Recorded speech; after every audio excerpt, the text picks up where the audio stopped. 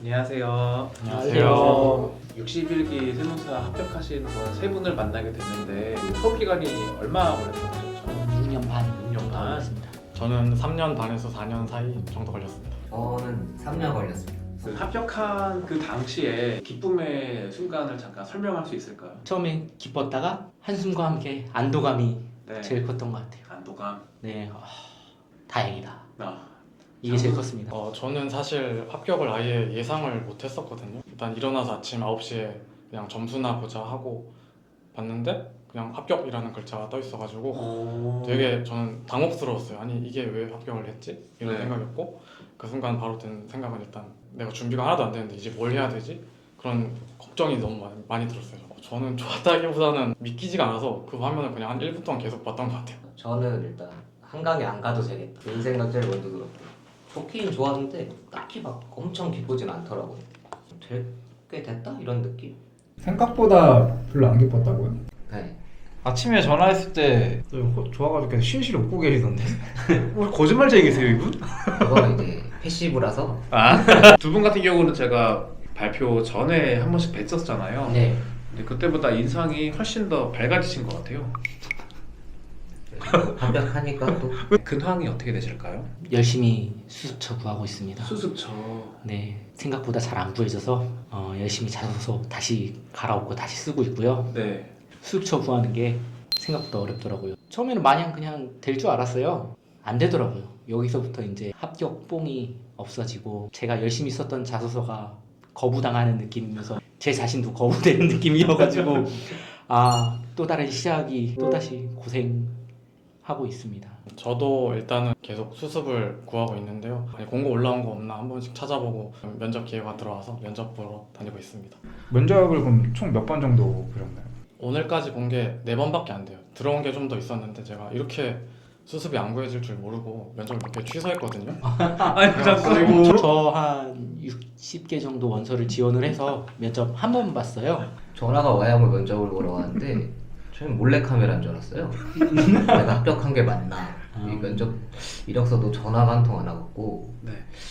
다 구라를 치는 것 같아. 그러니까 수습을 하면은 좀 어느 업종에서 일을 하고 싶다. 혹시 뭐 그런 업종이 있으신가요? 저는 처음에 병기원을 가고 싶었는데 원장님들이 부자잖아요. 재산세 같은 거 좀 많이 해볼 수 있을지 않을까라는 생각에 했는데 저는 반대로 병의원을 빼면은 전부 다 할만하지 않을까 이렇게 생각했거든요. 병의원을 가면은 전문화된 곳이잖아요. 그래가지고 좀 나중에 기업할 때 크게 도움은 되지 않았다 이런 후기를 되게 많이 들었어가지고 네. 병의원 빼면은 괜찮지 않을까 이런 생각을 했습니다. 저는. 지금 생각을 말씀드려도 될까요? 네? 어디든 상관없습니다. 배울 수만 있다면 업종은 솔직히 저는 구분을 안 했고요. 뭐든지 뭐 기장으로 따지면은 어려운 데 하고 싶었어요. 그래야지 뭐 빨리 배우고 좀 더 많이 배울 수 있잖아요.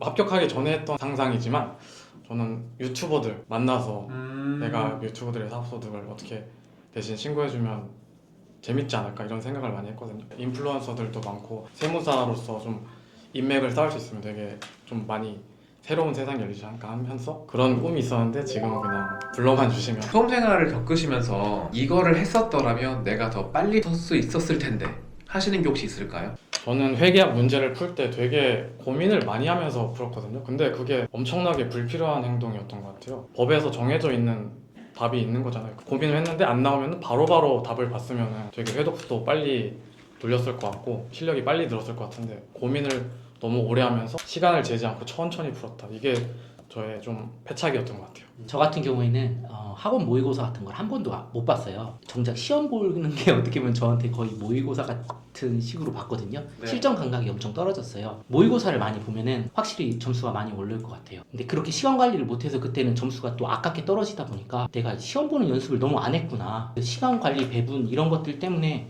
시험장에서 제 실력을 제대로 발휘를 못 해가지고 시간이 좀 더 길어졌던 것 같아요. 모의고사를 통해서 실전 감각을 익혀라. 네, 맞아요. 작년 60기 시험 볼 때는 시간 배분이나 이런 실전 감각이 부족해서 좀 떨어진 것 같다고 생각을 하셨는데 그러면 작년과 달라진 게 내 공부를 이렇게 해서 네. 뭐 8점에 나온 것 같은 비결이 어떤 건지.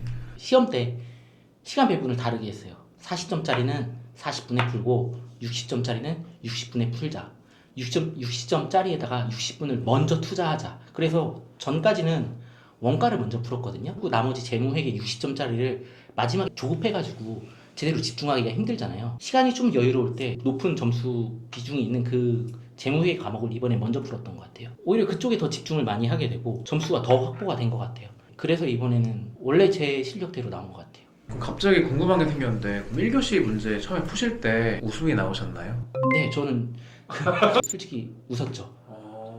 네, 내가 운이 진짜 좋았구나 라고 하면서 그거는 제가 풀었던 방식대로 그냥 그건 풀어서 금방 넘어갔어요. 이번에 붙은 비결이 공부를 어떻게 내가 좀 다른 방식으로 바꾼 것 같다라고 하는 게 있으신가요? 공부는 똑같이 했어요 작년. 제가 알기로는 이번에 100등 안으로 합격을 하신 걸로 제가 알고 있어서 뭐 아예 달라진 게 없으신가요? 아니면은 이렇게 했으면 점수가 더 높았을 것 같다, 뭔가 그런 방법이 있나요? 세무사님이 말씀하신 것처럼 회계학에서 저는 항상 1번부터 이렇게 풀어가지고 시간이 모자랐었거든요. 네, 이번에도 회계학 2부 때 시간이 모자라서 소득세 부가세를 거의 그냥 답만 썼었어요. 그것 때문에 좀 간당간당했었는데 점수가 시간 배분을 좀 잘해야겠다는 생각이 들었고, 세법학 같은 경우는 외우는 걸 좀 빨리 썼으면 좀 더 잘 볼 수 있었을 것 같거든요. 외우는 게 좀 타이밍이 빨랐으면 좀 더 잘 보지 않았을까라는 생각을 했었어요. 암기를 언제부터 시작하셨는데요? 한 2달 전? 그럼 언제를 추천하세요? 빠르면 빠를수록 좋다고 알았어. 생각해요. 그럼 고득점 했다는 비결이 뭐 암기 빨리 해라, 시간 배분해라,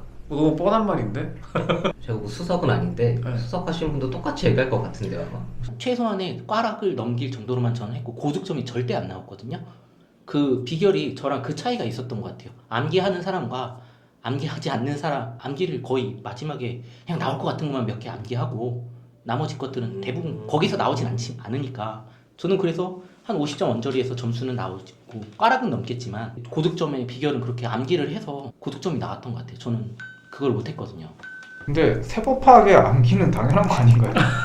그쵸. 안 외우면 쓸 수가 없으니까. 커다란 맥락 중심으로만 저는 그래서 이게 어디서 나왔다, 어떤 조문에서 나왔다라는 저는 파악이 돼요. 근데 정확하게 이제 큰 그림 정도만 그리고 세부적으로 암기하는 과정이 저는 없었죠. 그렇기 때문에 어디서 나오는지는 알지만 암기를 못해서 점수가 고득점 어려웠던 것 같아요. 저 같은 경우에는 세법학을 거의 투자를 안 했어요. 유예 때 처음 제대로 하게 되는데 그때는 거의 세법학만 했었던 것 같고, 그래서 유예를 떨어지고 이제 3차 때는 유예 때 세법학을 많이 해놓으니까 이제 어떤 법령인지 어떤 스토리인지 다 기억이 나더라고요. 그래서 거의 세법학을 투자를 안 하고 예쌤에서 한 명 구해가지고 유예생이랑 매일 같이 전화하면서 구술 스터디를 했거든요. 점수가 막 고득점은 아닌데 그래도 거의 안 외운 거 치고는 50 중반 이렇게 나와가지고 그건 굉장히 저한테만 유효했던 것 같아요.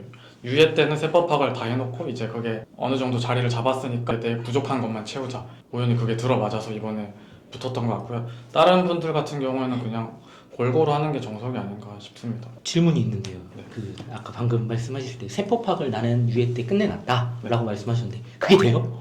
그러니까 저는 맨날 해도 까먹어가지고 그게 해도 까먹고 하니까 네. 저는 마지막에 공부를 어떻게 했냐면 일주일에 1회도, 일주일에 2회도, 일주일에 4회도 이렇게 했거든. 계속 범위를 2배로 늘려가면서 전 범위를 구술을 했으니까 그냥 그 간격이 엄청 짧아진 거예요. 촘촘해지고 이게 장기 기억이 되면서 네. 아예 까먹지를 않더라고요. 저는 그렇게 했었습니다. 장수생 분들한테 도움이 될 만한 얘기가 있으면 부탁드리겠습니다. 결국에 제가 붙었던 것도 운대가 있는 것 같아요. 근데 운이 좋아야 돼요. 그러니까 이거를 너무 자책하지 않았으면 좋겠어요. 저한테도 하고 싶은 얘기이기도 하고. 운이냐 실력이냐 어느 게 더 비중이 높다고 생각을 하시나요? 저는 실력이 6대4? 저도 실력이 우선이라고 생각합니다. 비율은 실력 7, 운 3, 그 정도. 저는 실력이 8에서 9라고 생각을 하거든요. 근데 이게 운에 너무 치우치는 네. 시험이라고 생각을 하면은 장수생 분들한테 너무 운에만 기대라는 식의 좀 말이 될까봐.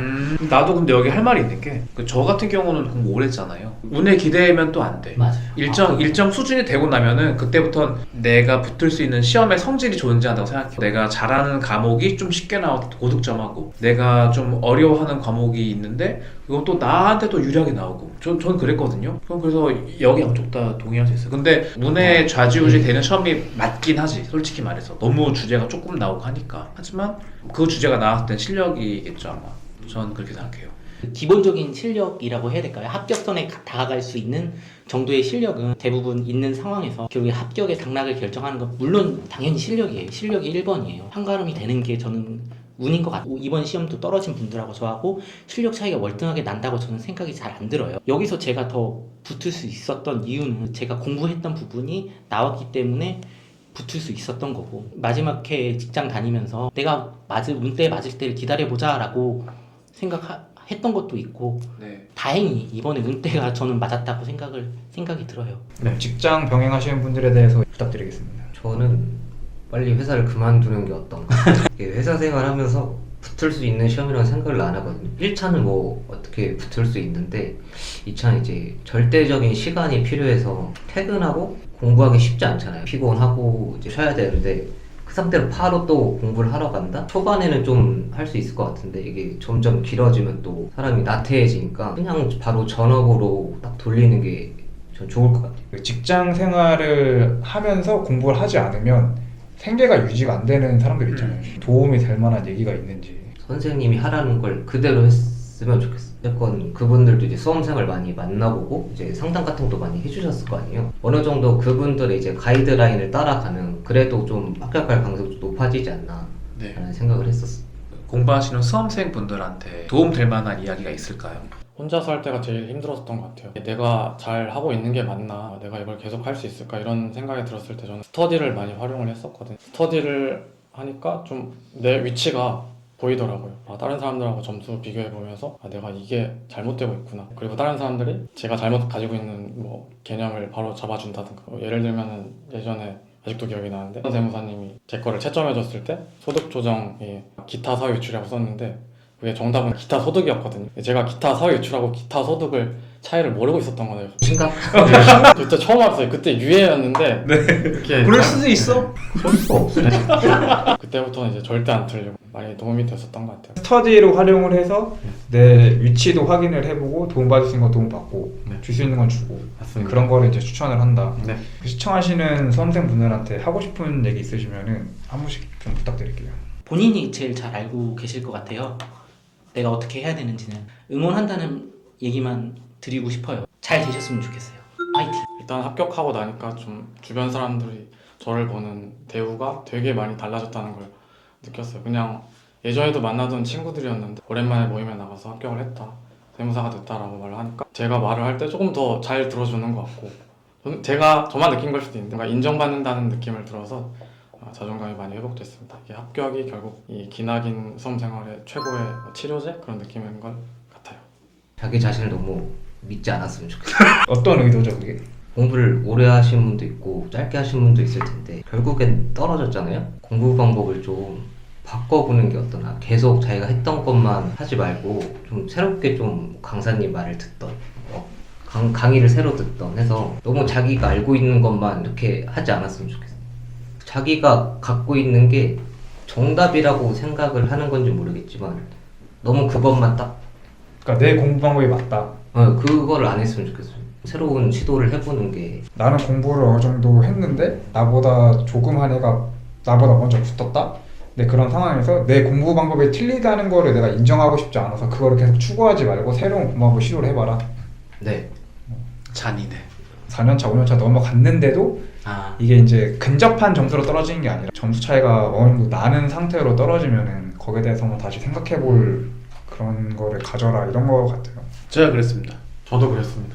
그리고 강의를 꼭 새로 들었으면 좋겠어요. 근데 진짜 맞는 말인 게 나도 강의 다 바꿨고 강의 다 들었고 공부 방법 다 바꿨고 61기 세무사 합격하신 세 분을 만나 뵀는데 오늘 이렇게 귀한 시간 내주셔가지고 정말 감사드립니다. 수고하셨습니다. 감사합니다.